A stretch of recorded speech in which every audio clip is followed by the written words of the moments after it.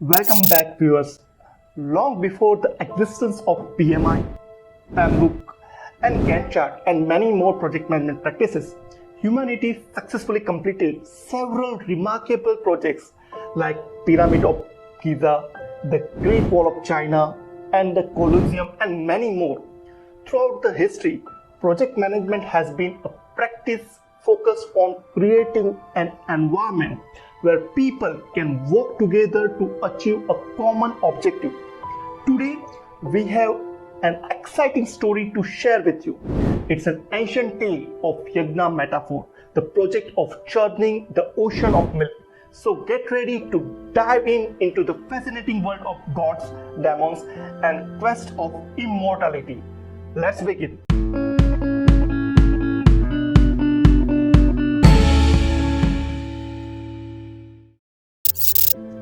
So once upon a time, in a land of gods and demons, there exists a great project called Yagna project. The gods as Devas, known as Devas, and the demons called as Asuras, came together for a monumental task. The Devas and the Asuras realized that to restore their power and vitality, they need the nectar of immortality. So they decided to churn the ocean of milk, which symbolized the collective minds.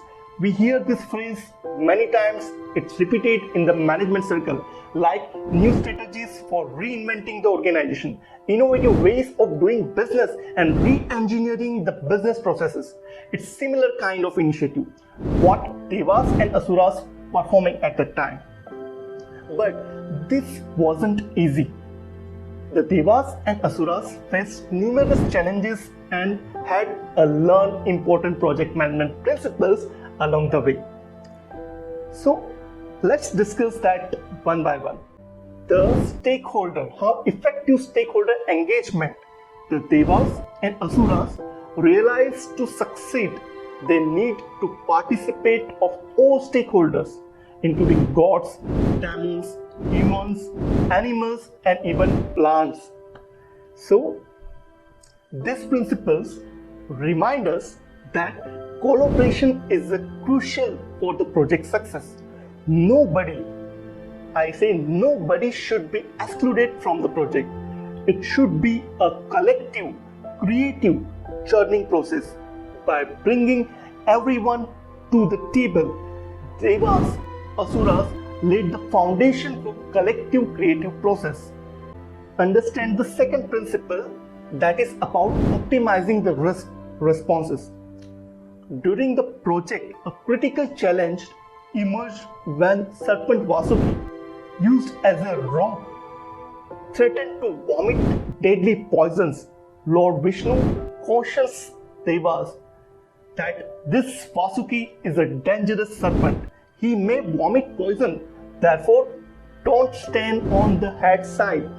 Vasuki, while churning, there is a chance of greater things, but that is a great problem. How to convince this to Asuras? And there is a solution. Vishnu said, tell the king of Asuras that they have been lower in the status, that's why they must take the tail side. Devas did as Vishnu advised, and Asuras got furious at the insult and insisted to getting the head side of Vasuki. This demand of Asuras, Devas agreed and accepted with playful love. Asuras won the tactical point of negotiation while Deva made it strategically. Both parties happily have a win-win equation, but Asuras have a short-sighted where Devas have a far-sighted. The Devas, led by Vishnu, adopted the risk-response strategy by clearly transferring the risk to the Asuras. This teaches us importance of identifying the risk and managing risk to ensure the project success. With that, the third principle emphasizes of creating a collaborative project team environment. As the churning process began, the Devas and the Asuras worked together with each play their part. And these principles highlighted the power of team working and collaboration to achieve the project's objective.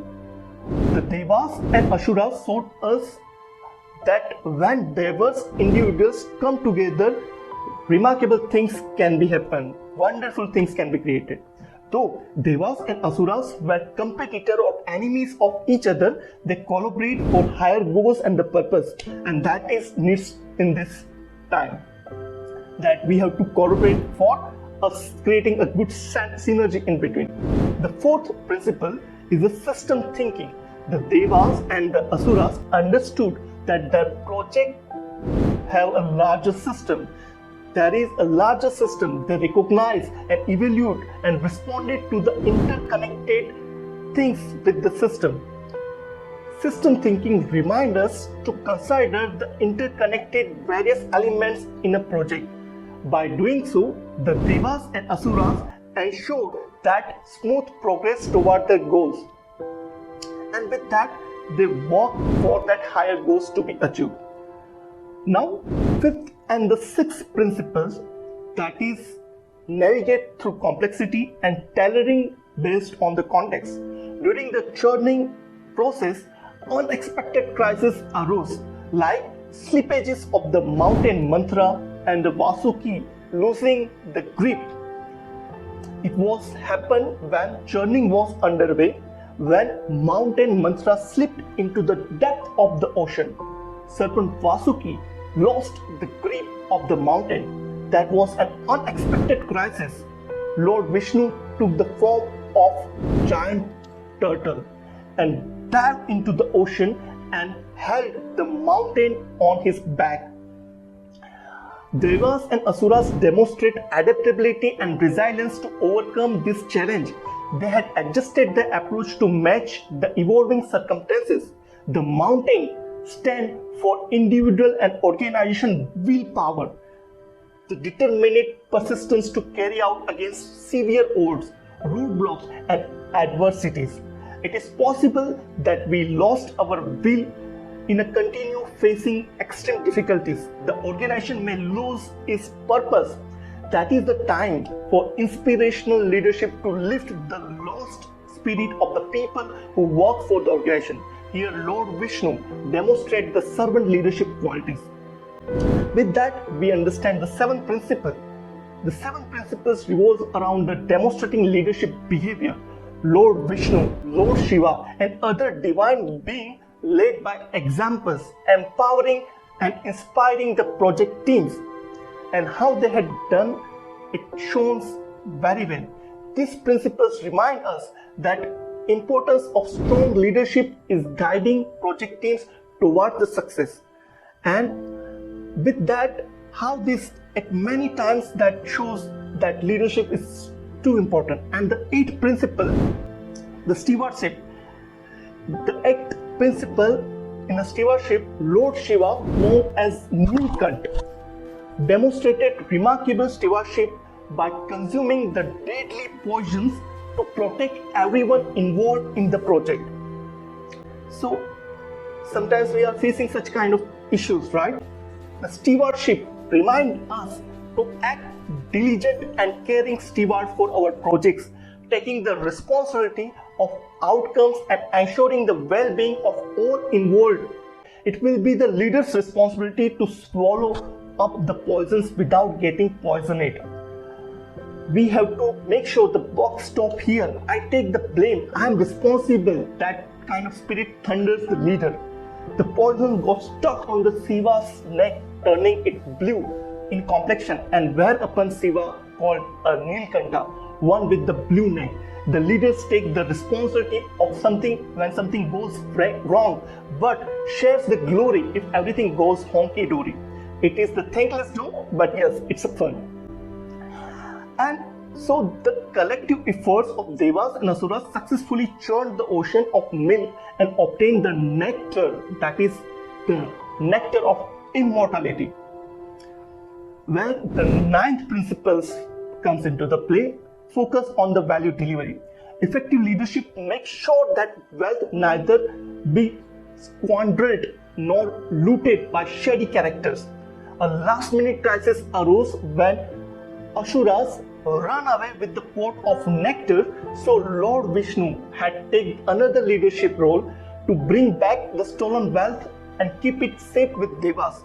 Therefore, not only that wealth is to be generated, but it's equally important that wealth has to be kept under wise control.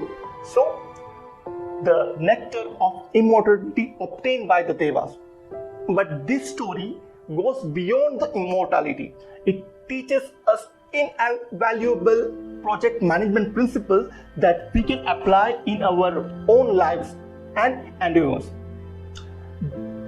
With the conclusion of our journey through the Yajna project, Churning the Ocean of Milk, we hope you enjoyed this enlightening tale and the project management lessons it imparts. Remember, every project is a story waiting to be told.